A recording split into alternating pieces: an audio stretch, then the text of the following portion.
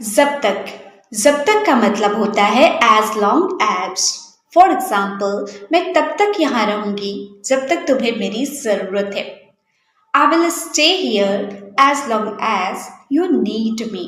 जहां तक का इंग्लिश होता है as far as. For example, जहां तक मुझे पता है वो पार्टी में आ रही है।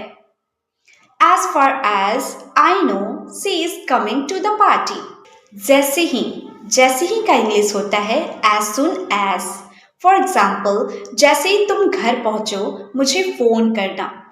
Call me as soon as you reach home.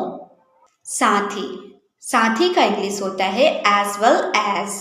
For example, वो बुद्धिमान होने के साथ साथ मेहनती भी है। She is intelligent as well as hardworking. जितना जल्दी हो सके, इसका इंग्लिश होता है as soon as possible. For example, कृपया इस रिपोर्ट को जितना जल्दी हो सके खत्म करें।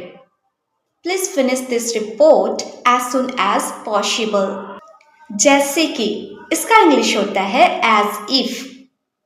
फॉर एग्जाम्पल, वो ऐसे बात करती है जैसे कि उसे सब पता है। She talks as if she knows everything.